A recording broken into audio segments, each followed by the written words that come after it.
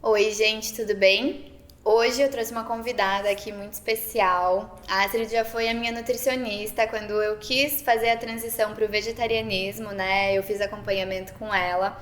E hoje eu chamei ela aqui para tirar algumas dúvidas e quebrar alguns mitos sobre alimentação vegana, né? Que eu sei que muitos de vocês têm dúvidas e sempre me perguntam. Então eu trouxe uma profissional para responder e a gente vai bater um papo bem informal, assim, sobre alimentação vegana mesmo e algumas das dúvidas e mitos que vocês têm.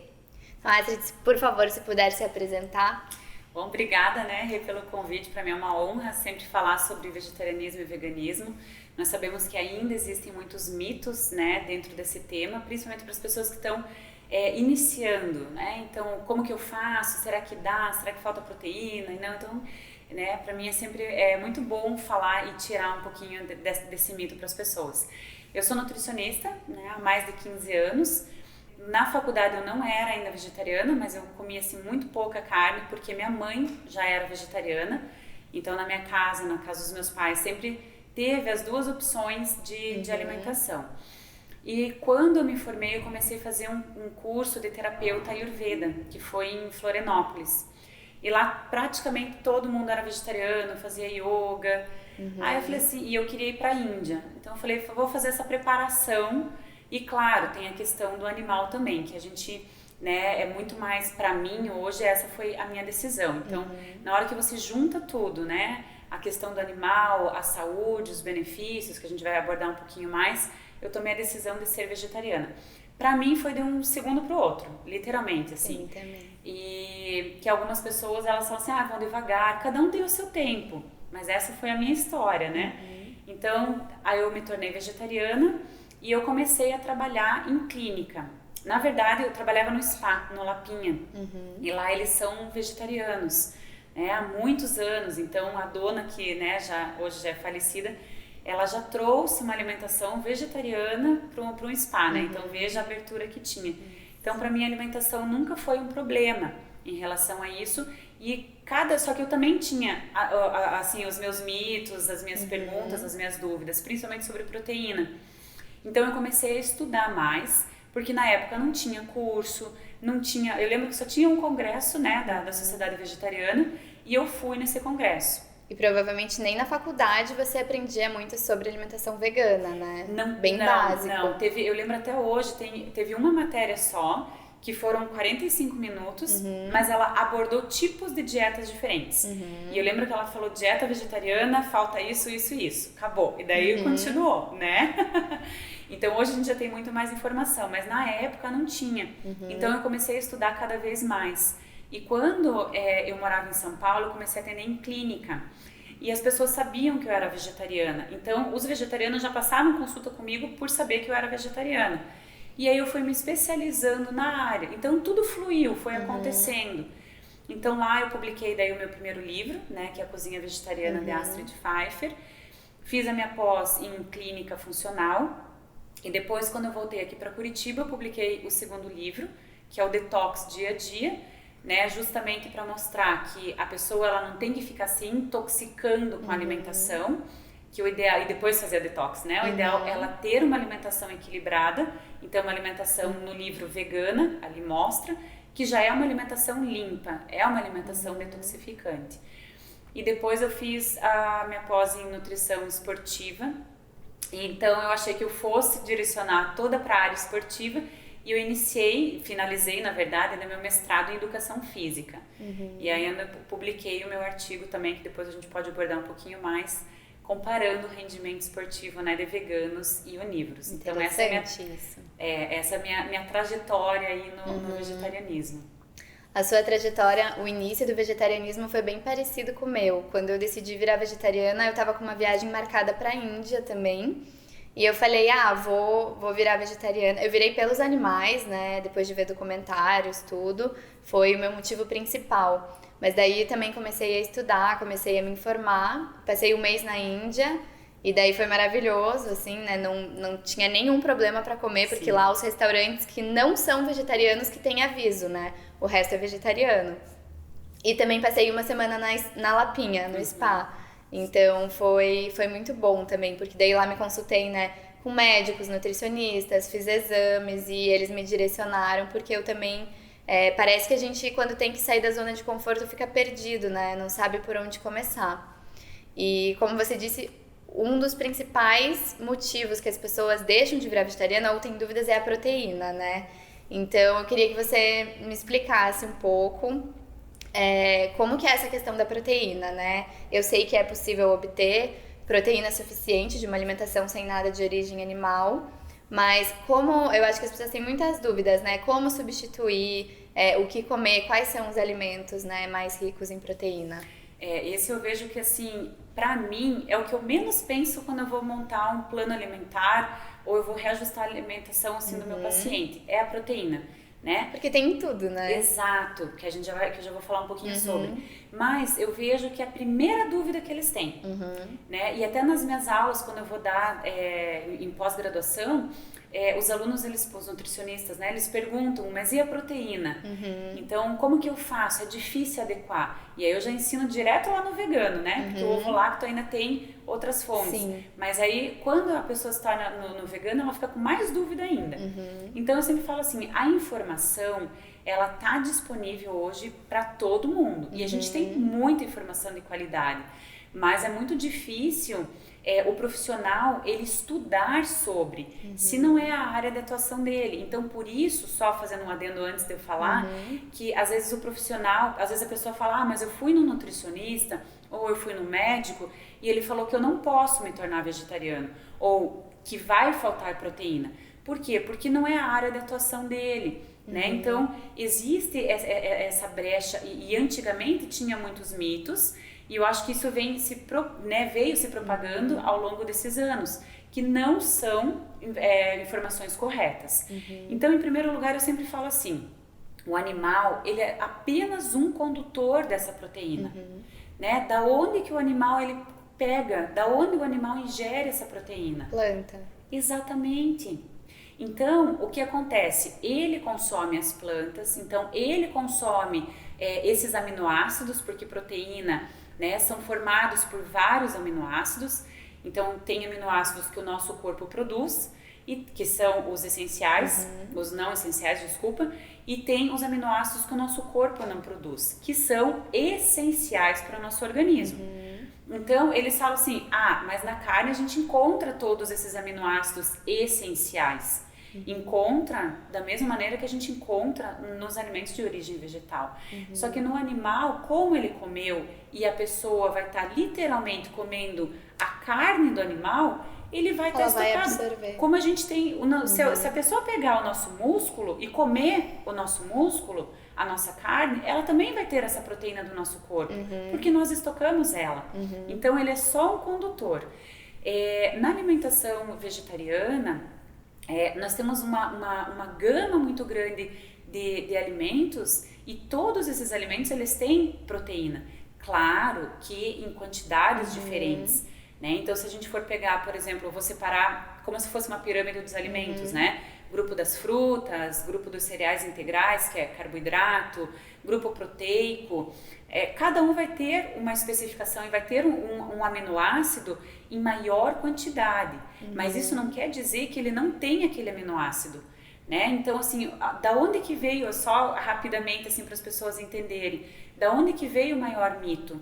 Veio porque nos estudos anteriores, antigamente, eles tinham que comparar quanto de proteína tinha nos alimentos, né? Porque esse é o nosso estudo. Sim. Eu falo, a nutrição sempre vai mudar. O que eu estou falando hoje, depois vai mudar, podem, né, ter novas descobertas. Então, eles avaliaram os alimentos de acordo com a albumina, com a proteína ali do ovo. E tem alguns outros estudos que eles fizeram, compararam de acordo com a caseína, né? Então, eles pegaram lá, por exemplo, um alface e foram comparar lá com o ovo. Pegaram o feijão, foram comparar com a quantidade proteica do ovo. E assim eles foram fazendo. Então, eles tinham um parâmetro para falar. Porque como que eles só vão saber quanto que tem? Eles têm que comparar com algum alimento. E aí vem primeiro o maior mito, né? O maior erro. Porque a gente não pode ficar comparando a gente não pode falar que a pessoa ela vai comer só alface durante o dia, ou que ela vai comer só arroz durante o dia, ou só feijão durante o dia dela.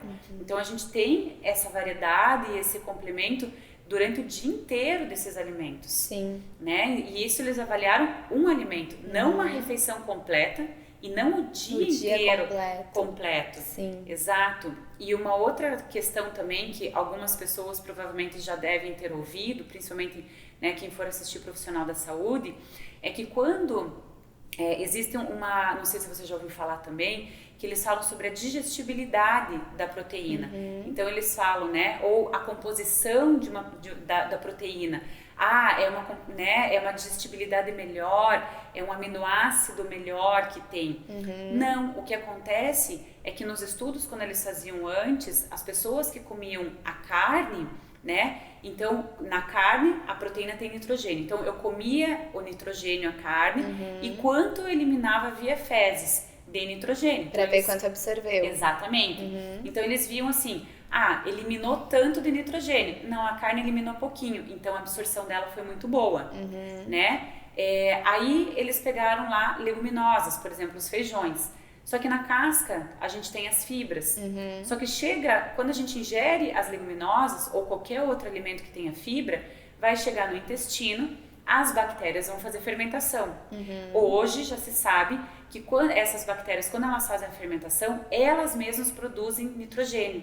Então aumenta a quantidade de nitrogênio, a gente antigamente excretava mais nitrogênio. Então não significa que a gente não absorveu, a gente só produziu mais. Exato, mas antigamente acreditava-se que não excretou mais nitrogênio, então a digestibilidade dele não é boa, né? E não é um aminoácido assim tão bom quanto comparado ao da carne.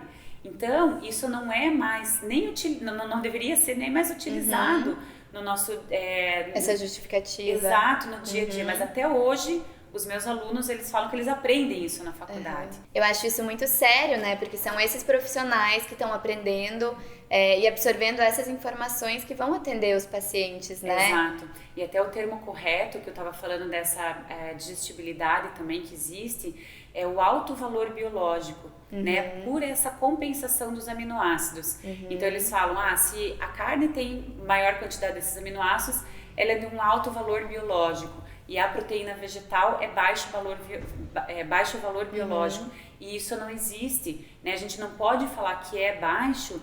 Claro que se for comparar o alface, com o ovo. Mas na alimentação vegetariana, a gente tem a complementação de todos esses aminoácidos. O que nós deveremos fazer é só ter esse equilíbrio ali durante o dia. Ter uma alimentação bem completa que possa fornecer vários nutrientes. Exatamente. Né? E já, né, abordando uma questão também que provavelmente você ouve também muito essa dúvida das pessoas, mas é uma das que eu mais ouço também, eu me tornei vegetariano e aí eu fui muito pro carboidrato. Por quê? Porque a pessoa não sabia como adequar essas proteínas. Sim. Né? Então, lembrando que o melhor grupo proteico, um dos melhores, é o grupo das leguminosas. Então, todos os tipos de feijões, né? Lentilha, ervilha, grão de bico, feijão azuki, feijão moyashi, a lentilha preta, tem os daos, né? O mung também. Então, a gente tem é só em lojas de produtos naturais ou nos mercados, né? Aqui em Curitiba a gente tem o mercado municipal que tem uma gama gigantesca dessas leguminosas. Então, a pessoa só pensa que é só o feijão. Não, a gente tem esses outros também. E quando a gente vai consumindo eles, cada um tem um nutriente específico. Eles estão no mesmo grupo, mas cada um tem, né, um pouquinho mais de nutrientes. Sim. E inclusive também, eu não sei se você viu o novo guia, né? Que não é tão novo assim, porque já saiu... Eu vi, o Guia Alimentar Brasileiro, né? Não, na verdade, do Canadá. Do Canadá. Do Canadá. Ele, se eu não me engano, ele já saiu uns 3 anos atrás. Imagina, 3 anos atrás. Para a população mesmo né, canadense. E quando você olha o prato que eles fizeram, então tem uma divisória que eles fizeram de frutas e legumes, a outra eles fizeram de carboidrato integral, então a outra metade, né? 1/4 de carboidrato e o outro 1/4 eles separaram com grupo proteico. E nesse grupo proteico eles colocaram desde da carne, com ovo, com os leites derivados, com as leguminosas, e com as sementes e castanhas no mesmo grupo. Nossa. Então aqui no Brasil a gente tem um grupo só de leite derivados, a gente tem um grupo só das carnes, né? Lá só das oleaginosas, lá não. Eles já sabem que a população ela não precisa de um grupo alimentar só de leite derivados, que se ela quiser consumir, está já dentro desse grupo proteico. Então eu falo lá, né, quando vai vir para o Brasil a gente não sabe. Você me corrija se eu estiver errada, mas assim, a gente não precisa de um alimento específico, a gente precisa de nutrientes específicos, né, que podem ser encontrados em diversos grupos de alimento. Exatamente, né, então assim, claro que o nosso corpo, ele necessita dessas vitaminas, desses minerais e dos macronutrientes, né, carboidrato, proteína e lipídio. Mas na alimentação vegetal, a gente encontra todos esses nutrientes. Sim. E quando você começa, por exemplo, num café da manhã, a consumir, pode consumir lá um pão integral, se ela quiser, de preferência, óbvio, com uma fermentação natural, orgânico, enfim, né? A gente tem essas outras especificações, mas ela pode colocar, por exemplo, um patezinho lá de grão de bico, que é o hummus. Nossa, eu faço um tofuzinho mexido. Um tofuzinho mexido, exatamente. Trabalhar com as especiarias, que eu também gosto. Aí, se ela quiser, por exemplo, no lanche da tarde, que às vezes a pessoa também não sabe muito o que consumir, ela pode pegar, inclusive, um falafel, fazer assado, obviamente, né? Que é o de grão de bico também. Ela pode fazer amendoim tem muita proteína também, né? Porque amendoim também é uma leguminosa, né? É uma leguminosa. Então você pode consumir a pasta de amendoim, só que eu sempre peço para variar, para não ficar só com uma. Sim. Então usa castanha de caju, usa castanha do Pará, o próprio tahine, né? Faz uma panquequinha de farinha de grão de bico. Isso é super rápido, em 5 minutos já fez o teu lanche. E também dá para utilizar, que às vezes as pessoas falam, nossa, isso aqui eu não sabia que dava para fazer. Pega o feijão branco ou pega uma outra leguminosa que não seja, eu falo feijão branco porque ele tem gosto neutro, né? Então ele não é forte. Você pega ele cozido e você pode bater ele no liquidificador e fazer uma vitamina. Não, você pode fazer uma vitamina. Você pode colocar o tofu mesmo. Como se você... Eu já fiz com inhame, né? Exato. Mas o feijão branco, ele tem proteína, né? Então, então você, a escolha desses alimentos da composição durante o dia sempre fica mais proteico do que só o carboidrato, né? Para a pessoa ter esse equilíbrio ali. Então ela pode pegar também e fazer essas outras variações ali no lanche da tarde. Então a gente abre a caixinha.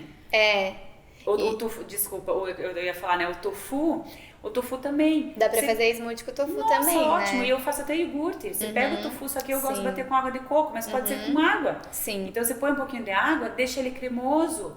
Aí você põe as frutas, põe um pouquinho de chia, põe uma canela, põe um cardamomo, né? Põe um melado em cima para tem que ter criatividade, né? Se quiser comer básico também dá, né? Mas é muito grande a variedade. Eu sempre falo que aqui no Brasil, principalmente, assim, se você for ver o prato, né, o PF brasileiro, ele já é rico em proteína vegetal, né? É o arroz e o feijão que combinados eles, né, formam os aminoácidos ali para formar uma proteína completa, né? Não sei se eu tô explicando certo, mas são alimentos que a gente tem muito acessíveis, né? Em abundância aqui no Brasil. Exato, e é até importante você falar isso, porque muitas pessoas falam, nossa, mas a alimentação vegetariana é cara. Não é cara, porque se a gente for pensar nesse prato brasileiro mesmo, né? Como você falou, arroz, feijão, vamos dizer que é um prato saudável, entre aspas, uma pessoa, ele come salada e legumes, porque normalmente o a batatinha frita junto. Exatamente. Eu amo. Ele não, eu também, né? Mas ele, ao invés de ele colocar salada e legumes, ele às vezes não põe. Então vamos dizer lá, arroz, feijão, salada e legumes, e ele coloca a carne dele, tá? A gente tira a carne e a gente aumenta o nosso feijão. E pronto. Gente, vai ficar mais barato, porque a carne... É muito mais cara que o feijão. Exato. Então, se ele quiser fazer esse prato básico, ali é o mais saudável que ele já vai ter. Né? A gente não precisa colocar outras coisas. Claro que eu, como nutricionista, eu sempre vou pedir para colocar outras coisas a mais para acrescentar. Mas o básico é esse. Então, qualquer pessoa pode fazer.